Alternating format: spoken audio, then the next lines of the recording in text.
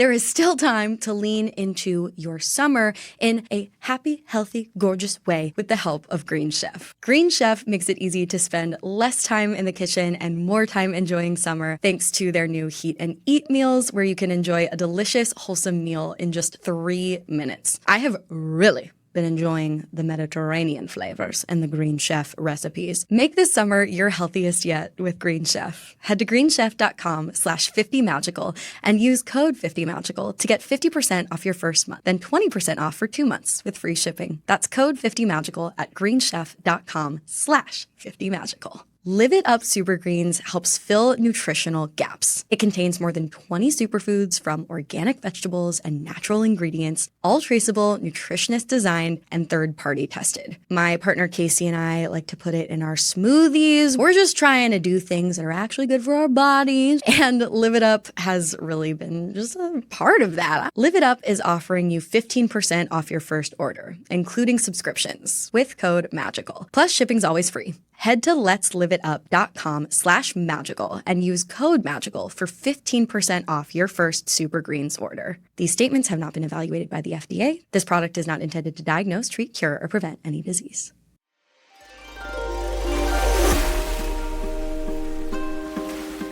Welcome to the Magical Overthinkers podcast, a show for thought spiralers, exploring the subjects we can't stop overthinking about.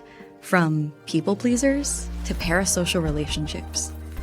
If you ever get the feeling that despite living in the information age, the world only seems to be making less sense, then you're in the right place.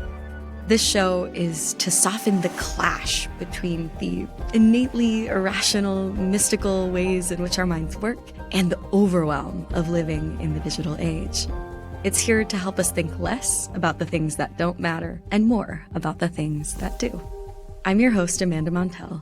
Today, we're overthinking about ditziness. I am totally excited to share today's episode with you, especially because it features one of my dear friends who also just so happens to be a brilliant feminist journalist and the author behind the Substack Valley Girl. Her name is Koa Beck. She's had a long and storied media career.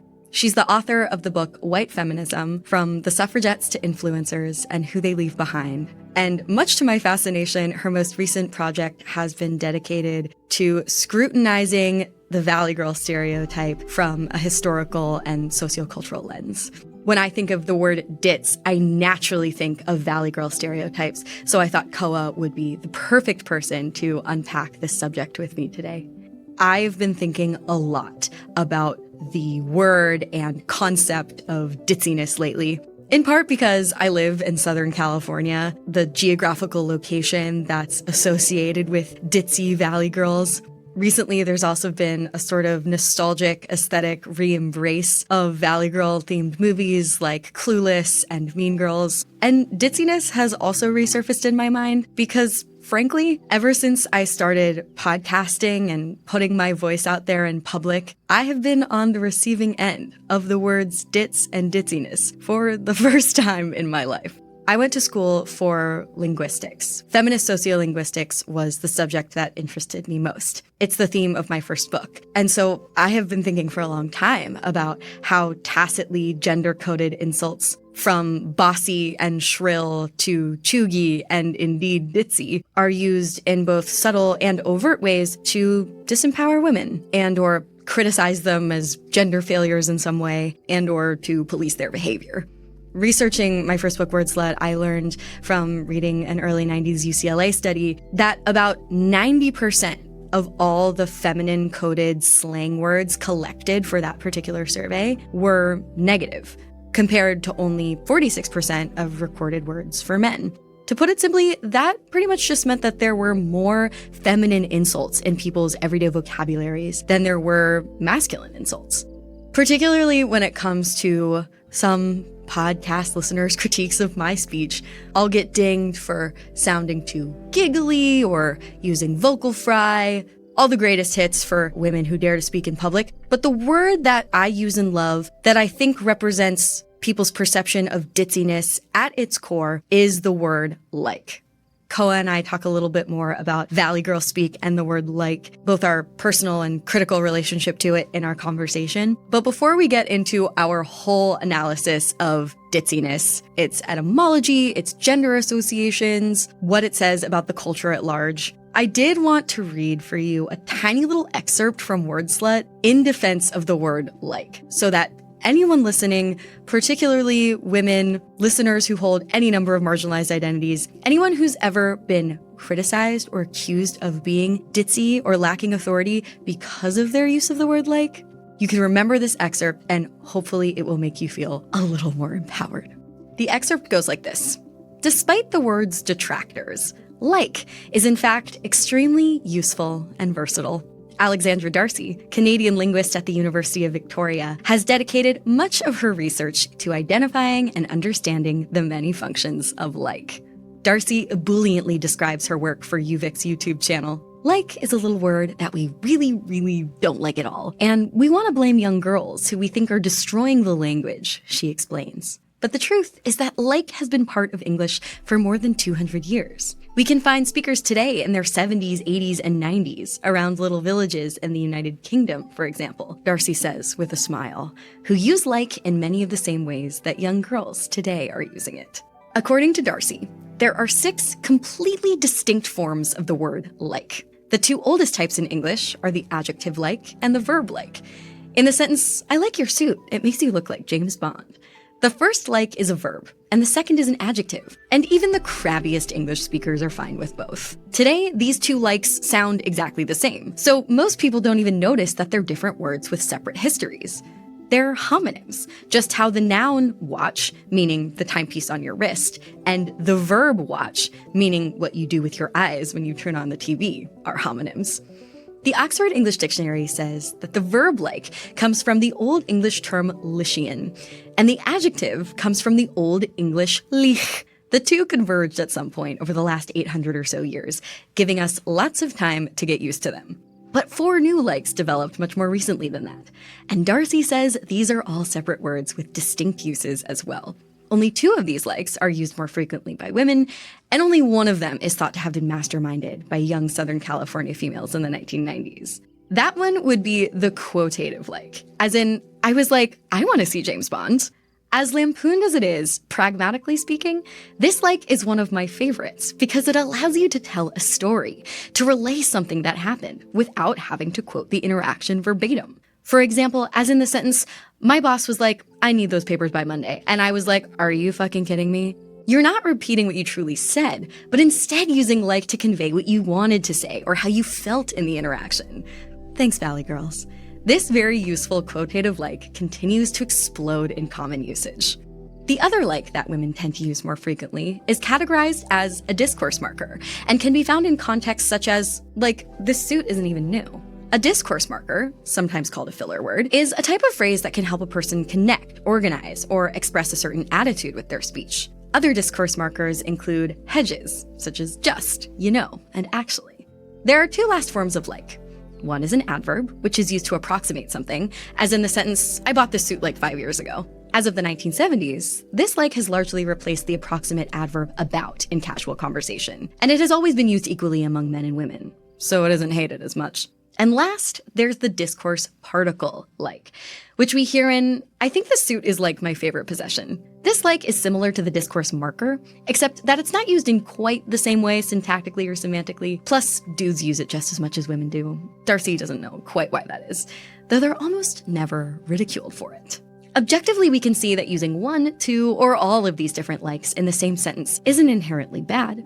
As a matter of fact, some studies have demonstrated that speech lacking in likes and you knows can sound too careful, robotic, or unfriendly. So the next time someone accuses you of saying like too much, feel free to ask them, oh really? Which kind? Because Darcy says that ordinary speakers tend to buy into the Valley Girl stereotype so hardcore, blaming young women for all of these likes simply because they don't notice the differences among them. Thank you so much for listening to that excerpt from Word Slut. I thought it would set us up well for this conversation about ditziness. So without further ado, here's me and my dear, dear friend, Koa Beck. overthinking about ditziness.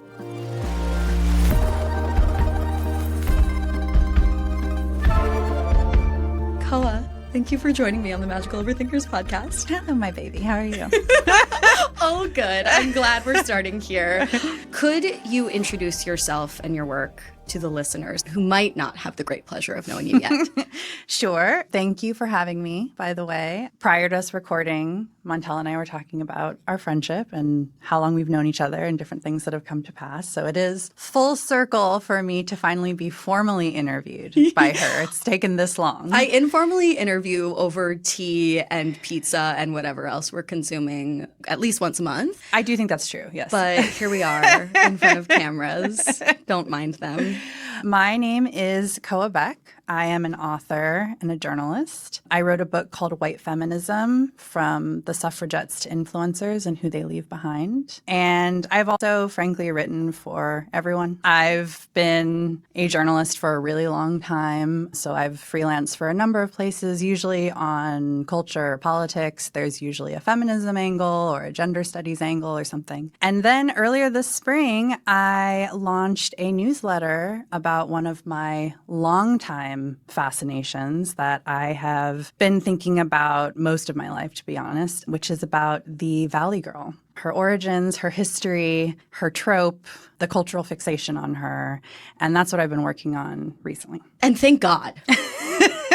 You and I actually first met and bonded over a Valley Girl specific phenomenon. Yes. That being the word like. Yes, that is very true. When Montell was on her book tour for Word Slut, she did a reading in New York where I was living at the time. I lived in New York for 10 years. I've lived in LA now for 5, but I was raised here. So you are a Valley Girl. I am a Valley Girl, definitively. I don't look like it, and I address that in the Substack. That's part of my analysis and a lot of my, I think, preoccupation with the Valley Girl trope, because it's very much, I think, evident in the way that I speak, especially earlier in my career. I worked in women's media. I was the EIC of Jezebel. I was an editor of Vogue. I was an editor at Marie Claire. And I would have to do a lot of speaking engagements. This was starting around like probably my late 20s. And I remember working with producers and, you know, when you do like TV and news segments and stuff, and they would always drill down on my likes. They would always say like, can you say that again, but without the 3 likes that you have that sandwich this? Can we run that again? And I remember being very self-conscious about it, particularly because I'm framing a very important news story about something to do with harassment or assault or like a bill that was just passed that is going to disenfranchise a number of people. Yeah. And to have my speech really zeroed in like that and then critiqued, it's already hard, I think, being young and female and then going in front of, you know, authority figures to say like, well, I can speak adequately about this issue, particularly in like the politics sphere, which is very male dominated.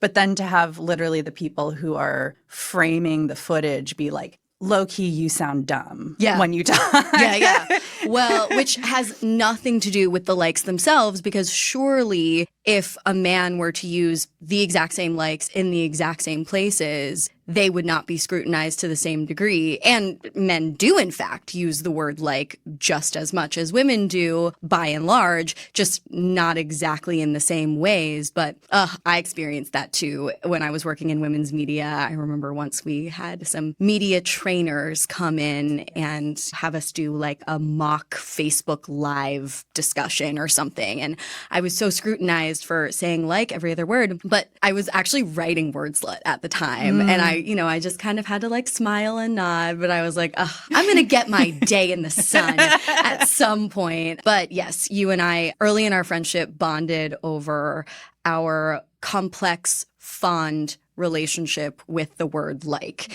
and Valley Girls speak, as it's termed, this very real dialect in general. And I'm excited to get into today's topic, ditziness, specifically in the context of the Valley Girl stereotype. But before we do that, I do actually have to pose to you the opening question that I present to all of my Magical Overthinkers guests. Okay. I didn't even prep you for this. What is an irrational thought spiral that's been living rent-free in your head lately?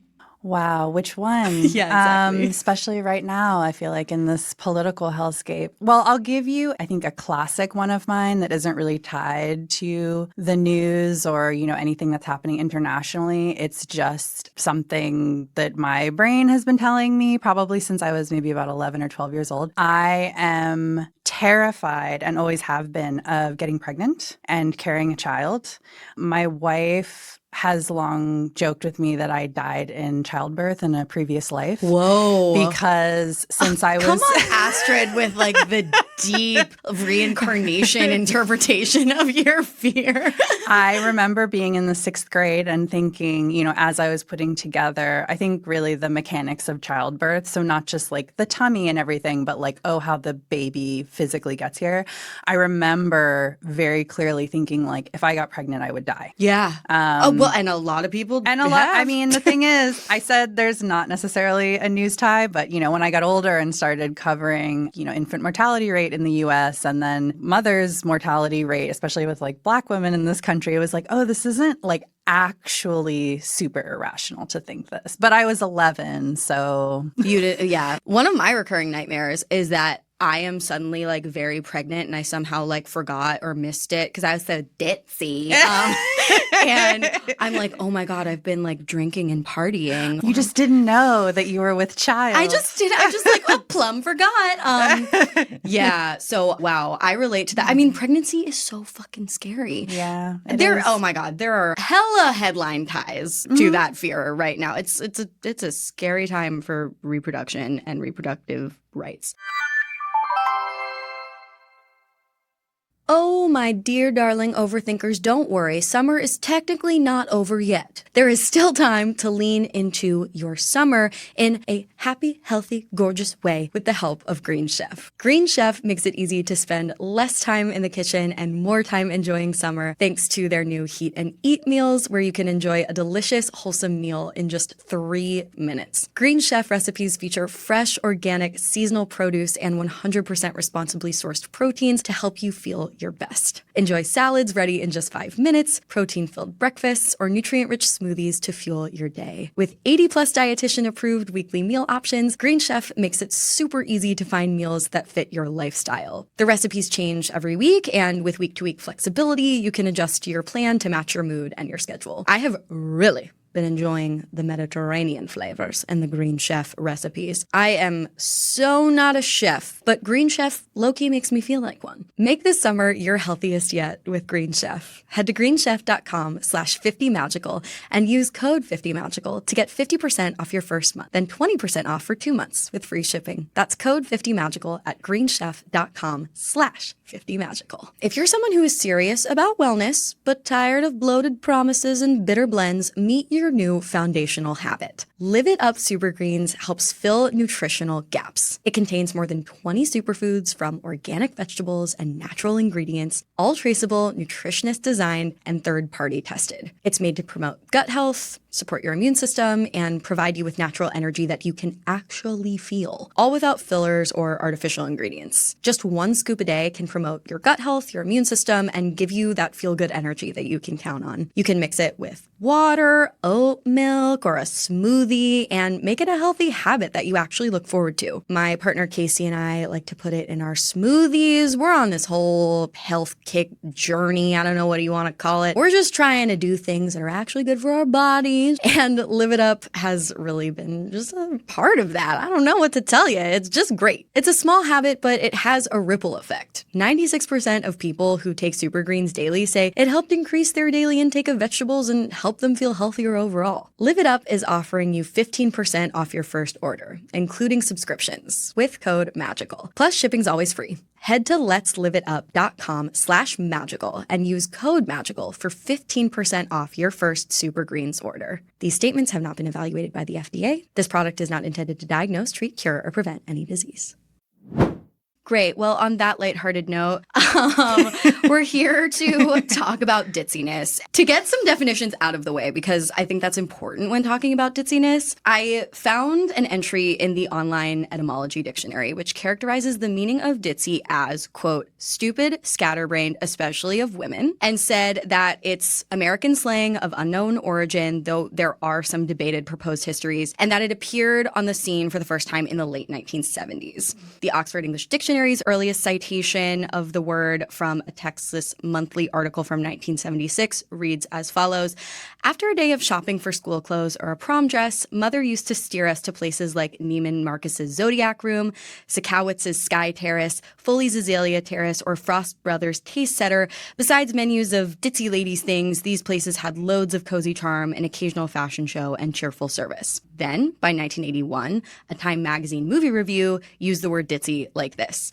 Bob Newhart plays the President of the United States. Madeline Kahn is his ditzo wife. Gilda Radner is their ditzy daughter. So my question for you, considering this word's etymology, is how might you analyze the emergence of this new gendered insult to describe stupid, scatterbrained women, considering this late 70s timing? I mean, I have honestly probably 3 responses at the same time. So I guess I'll just start with one and move back. It's clearly, from the examples you shared, it's clearly a gendered term. So what's being solidified very early is that, a cis man is not ditzy, a woman is. So that should be your first clue, that there's some sort of nefarious work there. Yes. Secondly, both of those examples seem to be coded around consumerism, which I delve into a lot in Valley Girl, the relationship between the Valley Girl and the mall. Can you tell the story of one without the other? What is their relationship? I have a lot of theories on that I can share later, but consumerism, that's a big one. So a woman who shops, a woman who consumes, a woman who has money to access these particular stores. So that's an aspect. And then a part of what is being suggested when I hear those examples is that a lot of labor that has been traditionally female, whether that's like child rearing or, buying things for the home or shopping, I would say that like a lot of generalized like plot and language doesn't really engage with that as labor. It's just seen as like dumb women things on a spectrum of like, oh, she's just with the baby, or like she's just doing laundry, or she's like just buying sheets for the house or whatever. So in there is a tension around like, I mean, in the first example, she's basically performing childcare, right? Like she's taking her kids somewhere so that they're occupied and engaged and they have food and there are things to do. It's kind of, if I was to pull a parallel, a phrasing that I've never liked, and I hear it a lot more now because I'm a mother, is like mom brain. Because oh my God. What we're actually talking about is, chronic exhaustion. That's what that is. Like, I was up all night with a child who was having bad dreams, or I have a newborn, or, but it's coded as mom brain. So it's gendered in a way that's actually like less serious. Yes. Oh my God. The gendered cutesification of things that don't need genderifying or cutesifying needles me to no end. Mom brain, girl boss, etc. Mompreneur. That was like very big when I was in women's media. As much as I love a portmanteau, that one does not speak to me. Yes. So conclude my knee-jerk analysis. Yeah. Oh my God. I love hearing your knee-jerk analysis. And it is totally complimentary, albeit different from my knee-jerk analysis. I, of course, think it's interesting that the emergence of this new insult for women came up in the 1970s, perhaps as a reaction to the second wave feminist movement. Mm-hmm. It's like women are occupying professional spaces and other public spaces that they weren't previously, and coming into that power a little bit more. And so we needed a new gendered insult to keep them humble, and remind everyone that women are actually, quote, scatterbrained stupid. Mm-hmm. Wow, mom brain. I haven't thought about that one. It's so offensive. And your 11-year-old self didn't even know about that before she started developing her fear. No. The prescience, the foresight. Okay, so I want to talk about ditziness, the Valley Girl stereotype, and media. I feel like, I think, the word ditzy really took a seat at the table of mainstream everyday English in the 1990s, in part due to movies like Clueless, Heathers, Romeo and Michelle's High School Reunion, chick flicks, you might say. I love these movies. Classics. Yes, classics of cinema. And I think it's interesting because the protagonists in most of these movies are women who are objectively shrewd, strategic, socially powerful, successful in their endeavors, wealthy, aspirational. And yet these characters have contributed to this stereotype of the brainless Valley Girl. Why do you think these female characters have been associated with this negative term ditzy, despite the fact that they're clearly not dumb? Well, you can never discount misogyny. For sure. It's present in everything. It's in the water. It's at the table. It's in every writer's room. It's in, the effort it would take to actually control for it, I think, gets underestimated a lot in any creative endeavor. But I think especially with, something as highly produced as a film, with a lot of hands on it and a lot of eyes. And, regardless of like female directors or, female writers, the other people who oversee films, because it takes a lot of people to make films. Including marketers? Yes, are going to come to these narratives with very gender essentialist understanding of, what will grab people, what will be agreeable to people.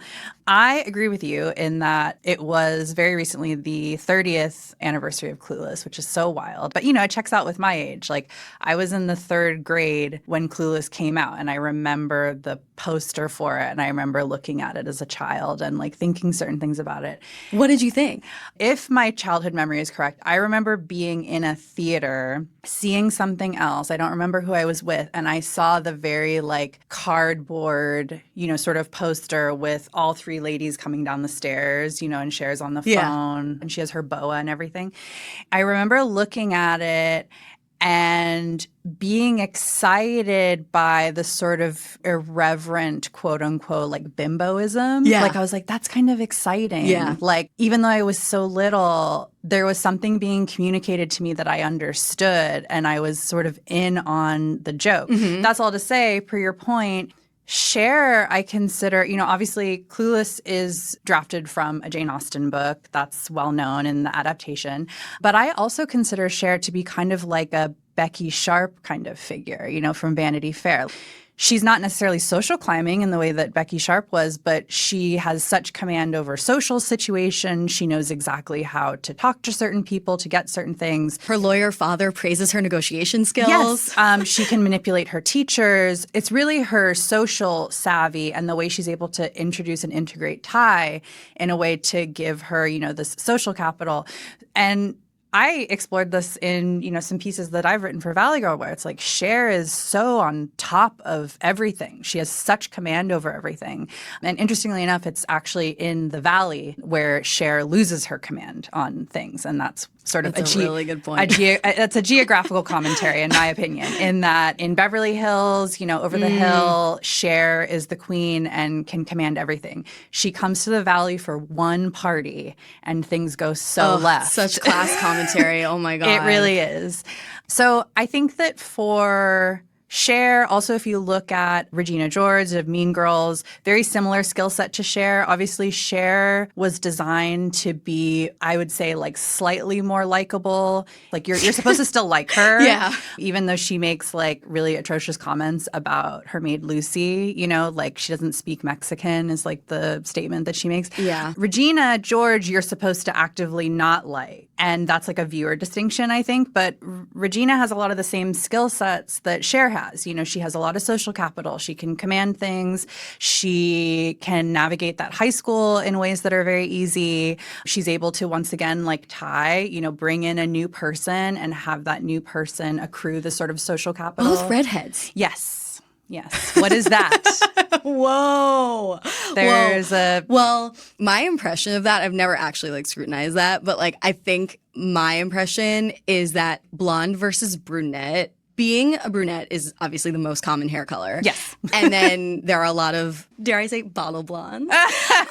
But being a redhead is like the rarest color. So if you're going to introduce like a mysterious newcomer, make her a redhead, because we're not going to immediately associate that person with the trope of the blonde or the trope of the brunette and like identify with or against them. They're like the mysterious rare redhead. That actually checks out with, did you ever read Archie comics when you were a kid? Maybe a little. So, you know, Betty and Veronica are the essential like blonde brunette. They're always competing over Archie, which as a longtime reader, as a child, raises the question why. Like Archie's not that great. Yeah. So why they're fighting over him is like just perennially bizarre. I mean, that's a question that could be asked of so many films, particularly those in which Seth Rogen is dating someone really hot. Yeah. I'm a fan of his, by the way. But anyway. That's all to say in Betty and Veronica, per your exact point. At some point, I don't know the exact year, but it was when I was a child and reading them, they introduced a redhead named Cheryl Blossom, who Archie's really into, because she is new and she is mysterious and she's very conventionally hot and pretty. And so for the first time, Betty and Veronica join forces because the threat common enemy. Yes, the threat of the redhead is bigger than, you know, their differences. I am now reflecting on my own behavior toward redheads in so many ways. Oh my God. That's going to be the irrational thought spiral living rent-free in my head. Okay, I want to talk about the irreverence that you mentioned in these movies, particularly in their marketing and in their titles. You know, like, unfortunately, not everyone is going to perceive that irony or irreverence or jokey quality. Some people are just going to ensure that the movie aligns with their pre-existing stereotypes and biases and bigotry. And so, I mean, I want to skip to a rant, actually. Cool. Because the terms clueless and mean girl have been levied against me. Really? Yes. That's surprising. And it has to do with the fact that I'm a podcaster. You know what I mean? So I want to talk about this in the context of misogyny and sub-bullet point internalized misogyny. So in order to do that, first, I actually want to read from the abstract of a 2022 study published in Frontiers in Psychology titled Gender Differences in Self-Estimated Intelligence. The abstract says, quote, despite evidence from cognitive psychology that men and women are equal in measured intelligence, gender differences in self-estimated intelligence, henceforth referred to as SEI, are widely reported, with males providing systematically higher estimates than females. This has been termed the male hubris, female humility effect. So TLDR, men think they're smarter than women think they are. This abstract also said that males and participants of both genders who scored high in masculinity offered higher self-estimates. So it wasn't just men, it was also women who were like more masculine, were like, yeah, I'm so smart. First, before I get into my rant, I guess, I want to ask you, considering this correlation between femininity and perceived lower intelligence, could you talk about how this shows up in media portrayals of different women in the chick flick genre? Sure. I think in sort of a deeper assessment of what I was saying earlier, you know, the skill sets that Cher has, that Regina George has, that Elle Woods has, that Romy and Michelle have, that a lot of the young girls and Heathers have, these get weirdly coded back in a lot of the mainstream and even like academic discourse as like quote unquote soft skills. Anyone who has worked in PR or is perhaps, you know, listening and is a publicist themselves, they understand this very acutely, and that the ability to engage with somebody and connect on a human level, on a social level, that can then be used as either like currency or a way to segue into, you know, some other relationship, whether it be business or something that's transactional. Women traditionally tend to be very good at that. And it's underrated and undervalued for that exact reason. Hence why, a lot of papers that, I used to read when I was in women's media, it's quantified as soft skills. Say that to some of the most, powerful women publicists in the world. What they do is considered soft, like negotiating really accessible conversations with all sorts of public figures or what have you. So it is coded that way, yeah. But also what's also being said is that it's not a real skill set. Totally. Which is so funny because and we'll talk about this later, but so many of the attributes that are censured in women as ditziness or bitchiness or what have you are celebrated in men. And what literally is the job of being a salesman or a negotiator, that's all soft skills. Being a politician, it's all what has been classified as soft skills. Okay, great. So let me get into my fucking rant. Okay. So I'm ready. This was never a problem for me until I started podcasting. And thank fucking God I wrote and published that book, Word Slut, before I got into podcasting because it has helped me maintain my composure so much. Just having read so much empirical literature on women's voices and presentation. But depending on the context, now that I podcast professionally, I have been accused by listeners and podcast reviewers, not critical podcast reviewers. My podcasts have been celebrated by the critics, but everyday listeners have levied the following range of gendered insults at me from bossy and bitchy when I voice strong and passionate opinions and seem like I know what I'm talking about, to giggly and vapid when I appear silly or I'm having too much fun. And then when I sound like I both know what I'm talking about and am having fun, the labels veer into smug, pretentious, and mean girl energy.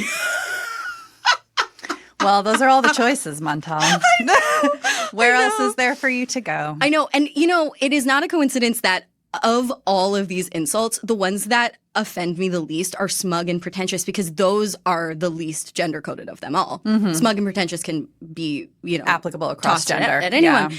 And I love those. But many of these critiques are levied by male listeners, but because most of my listeners are women, they're largely voiced by women as well, which I think is due to internalized misogyny because I can almost guarantee that if any of those female commenters were to podcast or speak in public in any way, there is a very small chance that they would be able to navigate the razor-thin margins for how women are supposed to present themselves in public and would likely be on the receiving end of some gendered insults themselves should they build a platform.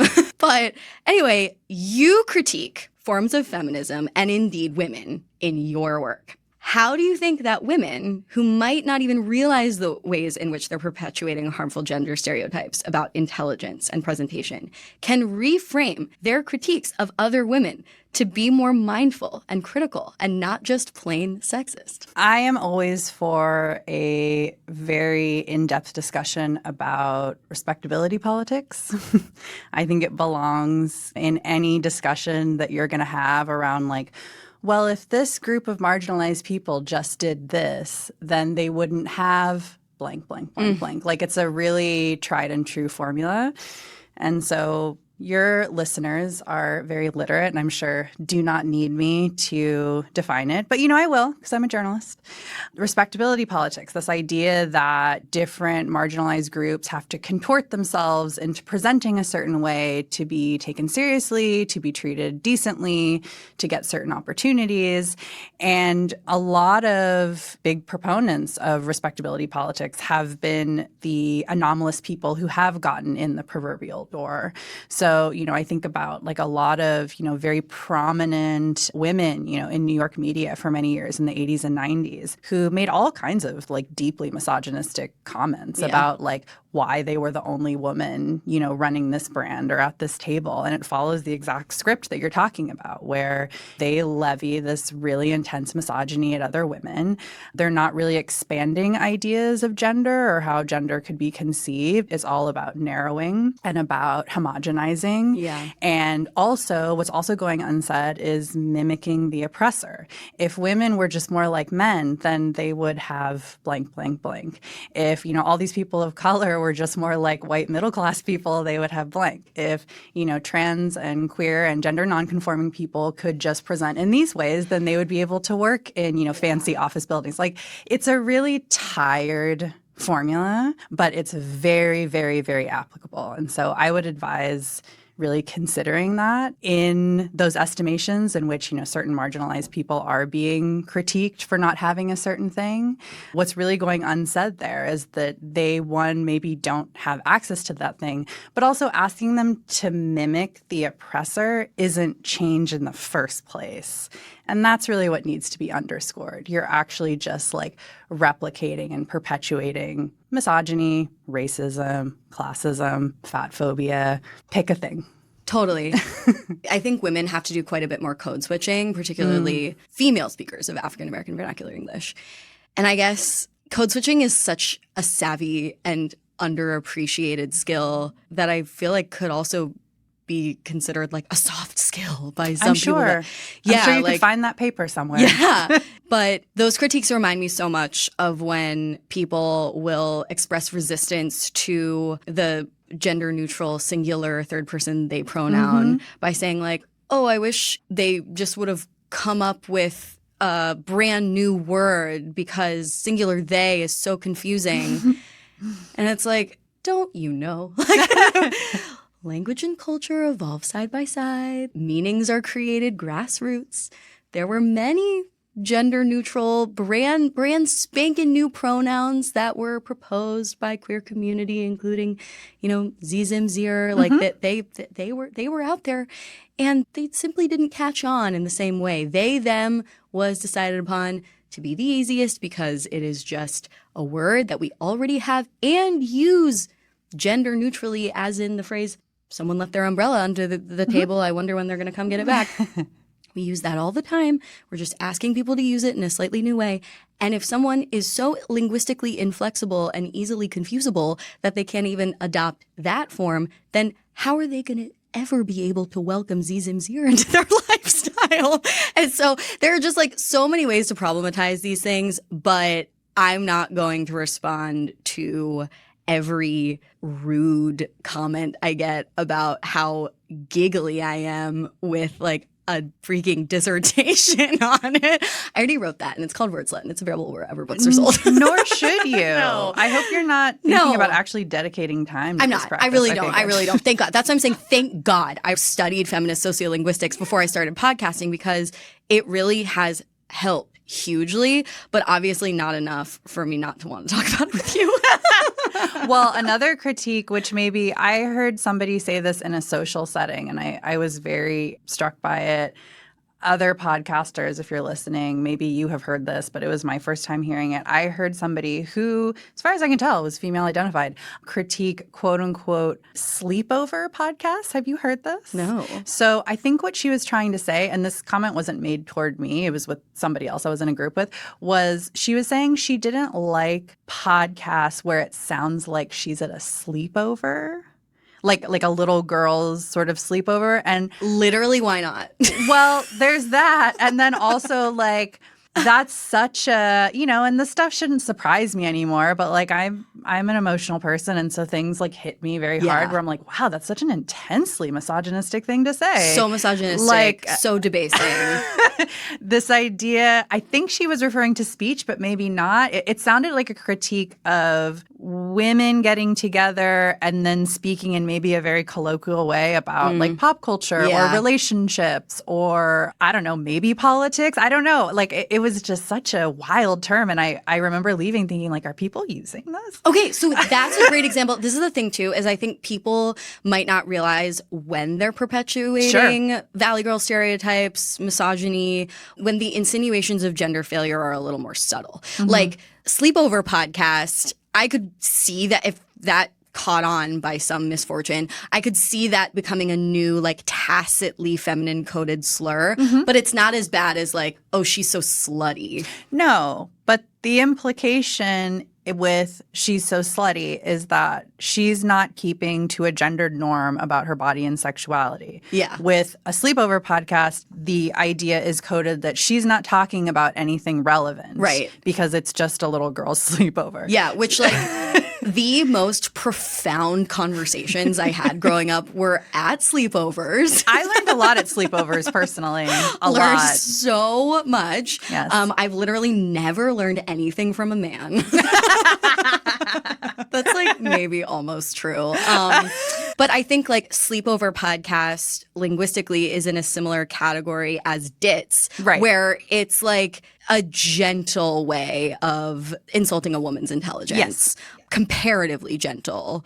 Thank you for like indulging me in that rant because like, I don't know. I mean, oddly, like podcasting is a male-dominated space, even though another long-wielded insult is that like women talk too much. Right. And that women like yap more than men. I remember coming across some old, really outdated sociolinguistics commentary while writing Word Slut, where women were thought to talk more than men because they don't think about what they're going to say before they say it. This is like just like simply again, not true. because cis men often do. Yeah, cis men are constantly out here thinking before they speak. But yeah, also say that language and culture evolve side by side or change side by side, and as long as there is sexism and misogyny in some form, there will be gender-coded insults from cunt to ditz. I would love to actually talk about reclamation a little bit because you used the word bimbo a little bit earlier. I put quotes around it. Yeah, no, I know. Oh, 100%. No, in scare quotes, like Yes. 100%. It's just like the word bimbo was uttered in a context. Yes. And it reminded me that like that now feels like an outdated gendered slur, the way that like spinster is now outdated and gendered slurs go out of fashion when the thing that we're critiquing women for that word represents is no longer relevant. So like spinster is no longer in vogue because it's no longer as much of a thing to critique a woman for being over 35 and unmarried. I disagree. Well, yeah, now, honestly, now, like. I think the word is out of fashion, but the disdainment and concept is still there. It's probably just changed a little bit. You're a woman of an arbitrary age, and you don't have a man and you don't have a child, so therefore you don't have value. Yeah. Like that implication, I think, is still salient. It's definitely still, well, now with our current political administration, Yes. I think it's definitely back on the rise. And we'll see like what the language does to reflect that, you know? Spinster literally referred to, well, at one time, it was actually a legal status to describe unmarried women who could fund themselves by spinning yarn. Amazing. Who didn't need a husband. So like, that's like super, super dated. I'm going to write that on my tax form. Yeah, amazing. You're like, I'm spinning my own yarn. Well, but now with like trad wives, Right. and now like the married women are spinning yarn.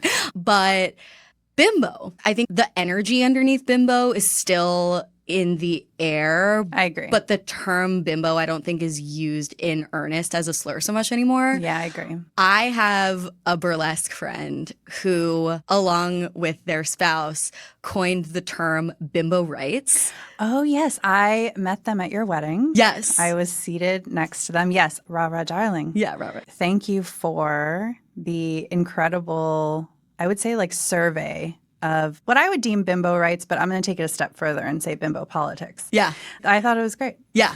Bimbo rights. So Rara and their spouse, Thady Bedbug, who's a drag performer and teacher, talk about bimbo rights. And I have now started this is the power of language. Like ever since learning the phrase bimbo rights, I have now adopted it and leaned into it more because I guess up until I met them, I was taking some of these insults about being giggly and vapid by podcast listeners to heart. And I straight up would like, I'm dead serious, not wear as much pink and wear glasses more. I am vision impaired, but like I would feel afraid to lean into the like more high femme parts of myself out of fear of being perceived as a bimbo. but they taught me how empowering and cheeky and like fight fire with fire, how much you can actually do that by like embracing bimbo rights.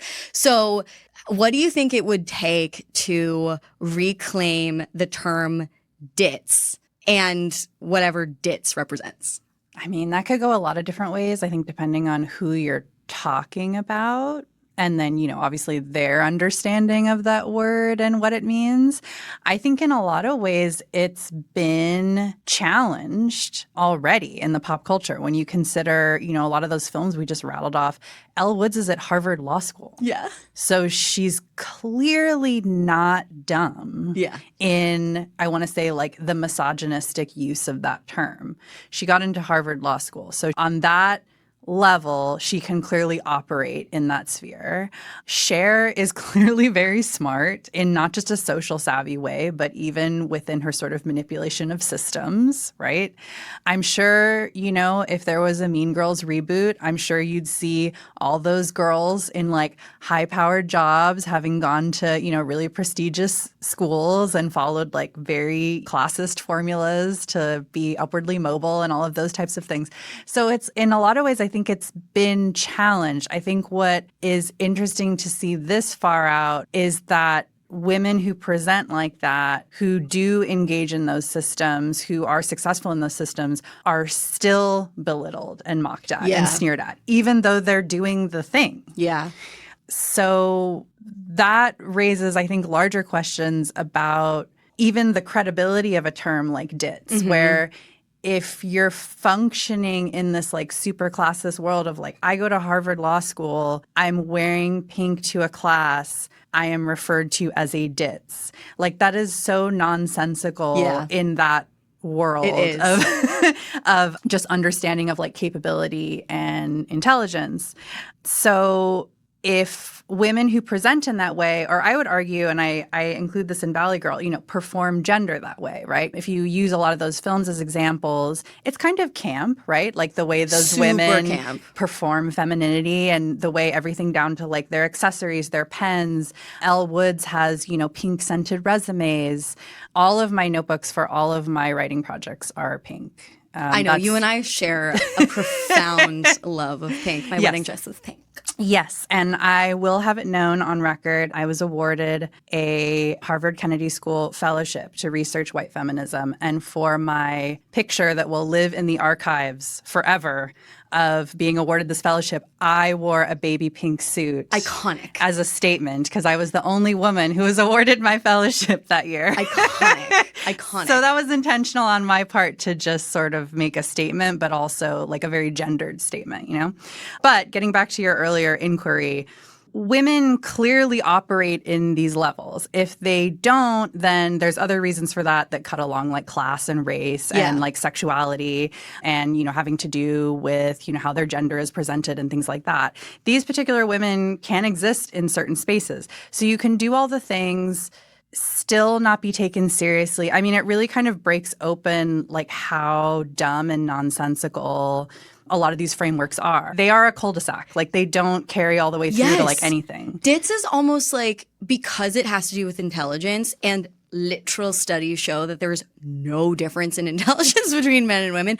And like whatever, we're talking about feminist sociolinguistics and the rest, like ditziness isn't real. This is just like another way of keeping women from power. And it's so empty.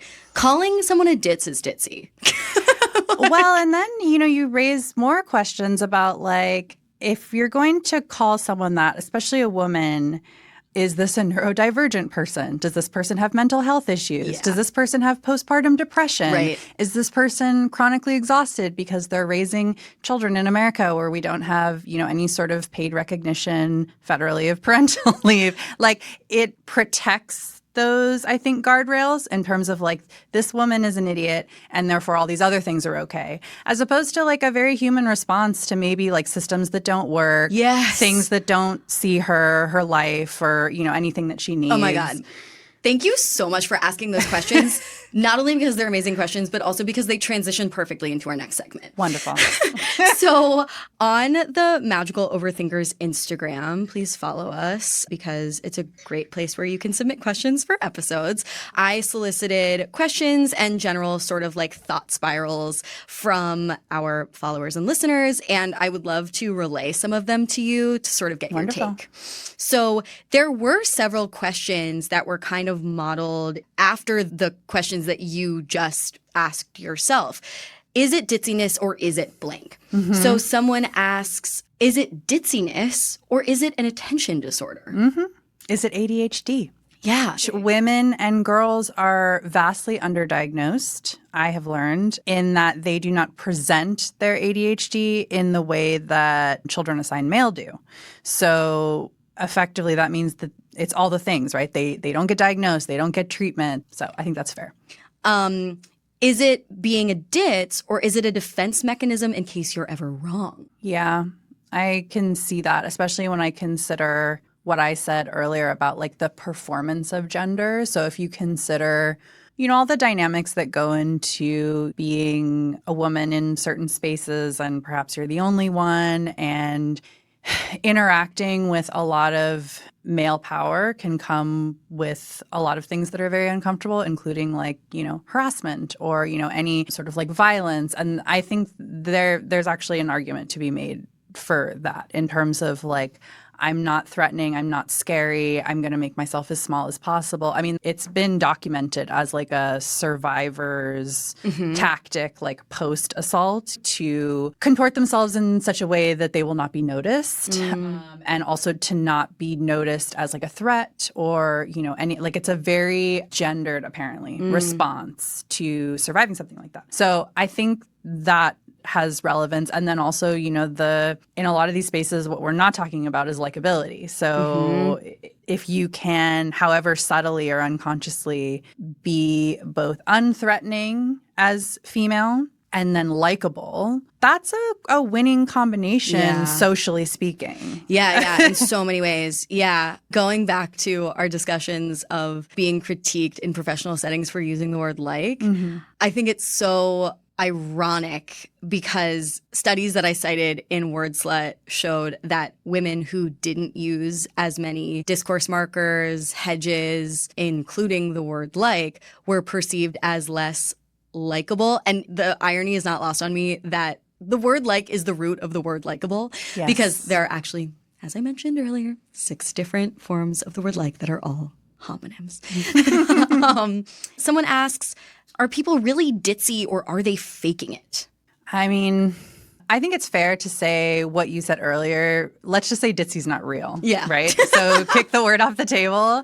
I think there can be some value in, again, not presenting yourself as a threat. I remember years and years ago now, when I was working in women's media, I had to do an interview with the NRA. So this would have been like 20, maybe 16. So almost 10 years ago. And I remember being very conscious of how I interacted with the publicist of that organization to get this interview, because what I was actually relying on was, please think that I'm from a dumb women's magazine and are therefore not a threat in order to get access. Yeah, actually like getting some of your spokespeople on record saying the most unhinged things. Yeah. Which is actually what I was after.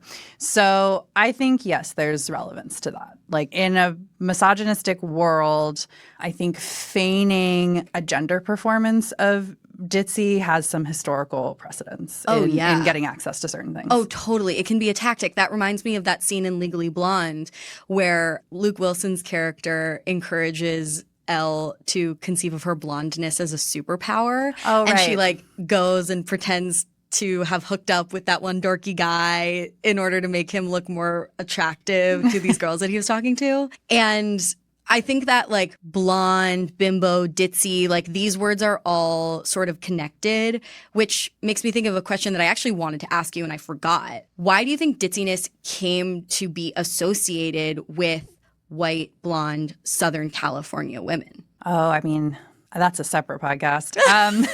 This is basically the mission statement of Valley Girl. Yes. And this is the, I think, interrogation that I'm most after in starting it. A few things. So this is addressed in many newsletters that are free, that you are welcome to read. I believe that the stereotypical Valley Girl, as you just mentioned, the white girl with the blonde hair who has a side ponytail, who's from a middle-class home, who has disposable income, who goes to the mall. I believe she was generated out of a cultural anxiety in the 80s. So part of that was Moon Unit Zappa, who is Frank Zappa's daughter. She very famously in 1982 came on her father's song Valley Girl and imitated the Valley Girl speak, which has now echoed, decades later. I have analysis of the music video on Valley Girl. I have, all her dialect on there. That was really the first time that the nation heard this as both a caricature of gender, but then also an attribution. So the girls from this area speak like this. Most notably, it's worth pointing out, Moon is not blonde. But, she is the daughter of a very famous person and clearly has access to resources and money. So she fits every other characteristic. But at the time in the 80s, economically, there was so much excess happening in that time period that had to do with lifestyle and clothes and consumption. And the shopping mall really grew out of this concept that you could recreationally go shopping. That wasn't really an activity prior to the 80s. If you, it sounds, so quaint, but it's if you needed something, you went to the store and got it. This idea that you would just go to the mall, and malls were propping up all over the U.S. at this point. And economically, they were doing very well. They were, raising consumer spending. They provided a lot of jobs. But at the same time, there was this anxiety about excess. You had, very young people, circa, Moon Unit Zappa's peers, who this was all they knew. They grew up in these really well-resourced white suburbs, and they went to the mall with their friends, and they spent a bunch of money, and then the next weekend they would do the exact same thing. And so for, older people who didn't grow up that way, who didn't have access, it did kind of freak them out that there was, these young people coming up who just had endless consumption that they would just buy and buy and buy. Now, what's really telling is that this anxiety manifested in a girl, did not manifest in the boys who were at the mall with them. Totally.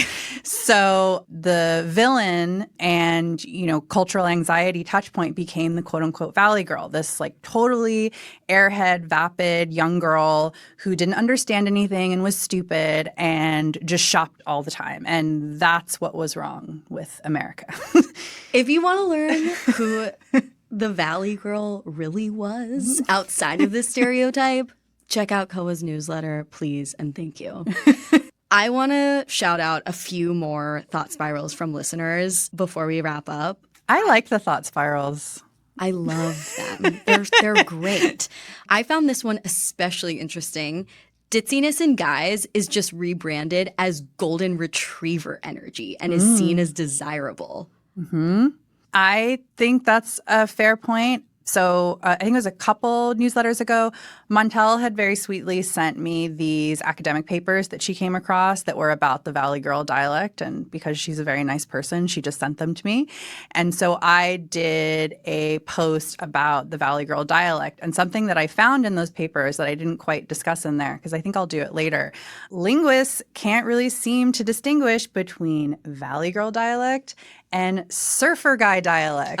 It sounds very similar. And when linguists line them up in terms of the uses of the certain hedging that happens, the usage is the same. Oh, yeah. But it gets coded very differently. I think the golden retriever comparison is fair. Totally. I mean, ditzy boys in media are Fast Times at Ridgemont High. I was about to say Spicoli. Yeah. There are so many male ditzes.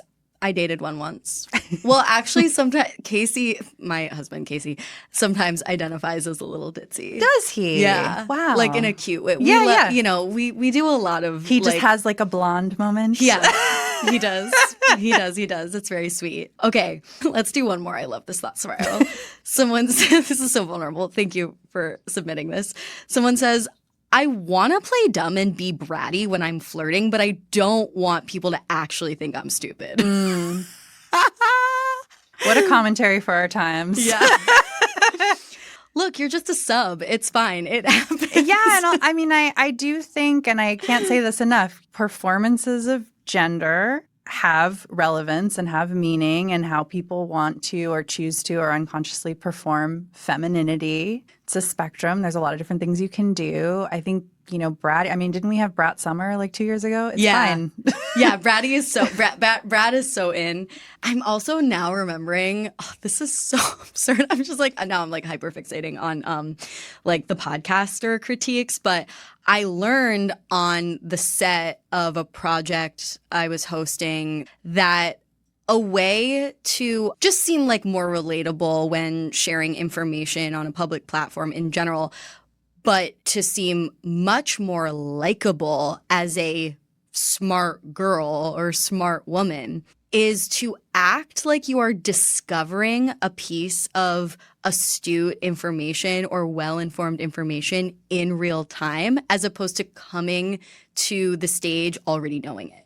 So relinquishing any authority. Literally. On Yes. You're like, I learned this and I was like, whoa, that is so interesting. You're allowed to know things. But you're only rewarded for knowing things if you act like you're just discovering it in the moment and have never thought about that before. Again, gender is performed in different ways. And so now I have to act that way. I'm dead serious, like to bring people behind the curtain a little bit. Sometimes when I'm like doing pickups for a podcast, if I hear myself doing a minimal response, in conversation where I'm like, yeah, well, da-da-da-da-da, and I like add on to the person's point as if I like already know what I As if you're an informed person? Yeah, instead I have to go pick up and be like, wow, and blah, blah, blah, blah, blah, blah, blah. Because otherwise, well, less cynically, people want to feel like they're discovering the information alongside you. That helps listeners feel included. Engaged. Yes. But also, as a woman, like, you don't want to seem like a know-it-all. Oh, of course not. What? That would be the most horrible thing that could ever happen. I know. Oh my God. Okay, I have one last question for you, Koa, and that is, what do you think is the number one thing people are overthinking with respect to ditziness, and what is the number one thing you think people are underthinking? Wouldn't it be funny if they were the same thing? Maybe they are. Overthinking. I'll start there. I think the overthinking has to do with, and I have been explicitly told this at different points in my career, and so I can tell you it's not true.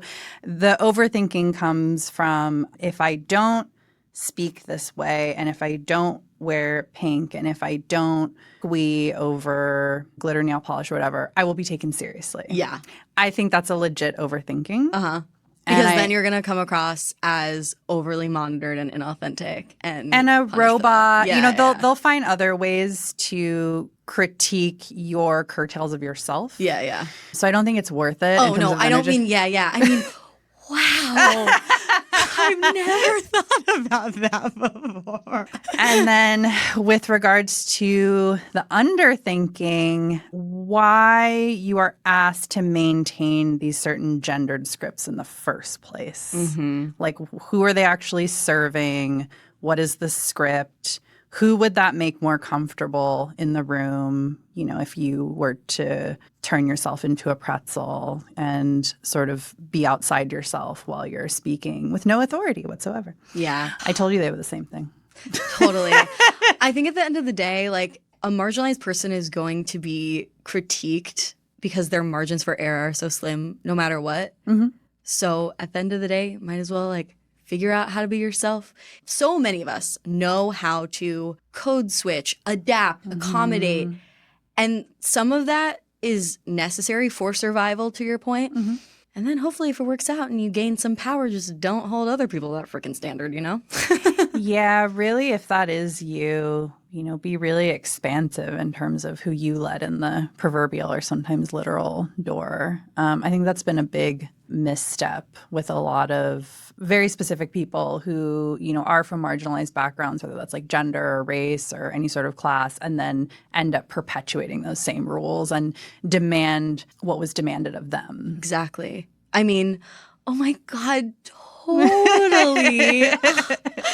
If folks want to keep up with you and your work, where can they do that? Well, you can find the very free Valley Girl at koabeck.substack.com. And that's pretty much it. I am on Instagram, but I have a very moderate relationship with it. Like you can find me on it. You also might not find me on it. A tempered, healthy remove. And you simply must buy Koa's book, White Feminism. I recommend doing so from your local indie bookstore. Thank you, Mara. Thank you. And thank you, listeners, so much for tuning in to another episode. Now's the point when I share a tidbit of evidence-based advice for how we overthinkers can get out of our own heads this week. This one comes from a 2024 piece published in Harvard Health by Maureen Salomon, who's the executive editor at Harvard's Women's Health Watch. The piece is called Break the Cycle. The circular thinking that characterizes rumination can harm your health. Take these steps to stop it. One of the tips that this piece offers has to do with an exercise that feels really silly while you're doing it, but that I've actually found really helps. This advice specifically has to do with rumination, which the article defines as essentially negative self-talk, a drag on your self-esteem shaped by constantly feeding yourself negative messages about your life and your ability to cope. If you're anything like me, you might not even necessarily consciously notice when your brain is constantly repeating a loop of negative, anxiety-provoking, you're in danger, you suck type messaging. But according to Dr. Jacqueline Olds, a psychiatrist at Massachusetts General Hospital, it's actually possible to interrupt a cycle of negative self-talk that you might not even notice is going on with positive self-coaching to put yourself in a calmer headspace. The article talks about how if you are catastrophizing something in your mind as a self-protective mechanism that basically overshot the mark, try mentally repeating these messages to yourself to interrupt it. I'm safe and in control. This feeling is only temporary. I can handle whatever happens. This sounds so corny, but some of you may already know, because I think I've shared this on the podcast before, that when I was going through a seriously debilitating period of rumination last year and a little bit the year prior, I would do a cold plunge where I would go up to my neck in this 46 degree water, and I would whisper scream to myself, "You can do anything." And this sounds so silly, but it really did temporarily press the reset button on those anxious thoughts, especially when I did this once a week. And I think it just goes to show that when we're in a period of rumination or catastrophizing, if the thing causing those threatening thoughts is not actually a catastrophe, then you can use heavily repeated, positive, if a little corny and dramatic messages to turn things around. And as always, these tidbits are not a replacement for therapy. Just a little positive message to carry with you this week. And with that, that is our show. And until the next thought spiral, remember, think it over. Just don't overthink it.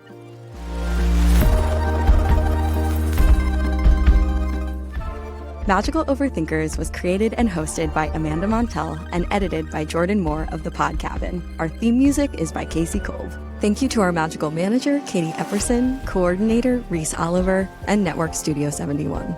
Be sure to follow the pod on Instagram at Magical Overthinkers. We're also on YouTube, link in show notes, and ad-free episodes as well as behind-the-scenes extras are available on the Magical Overthinkers Substack at amandamontell.substack.com.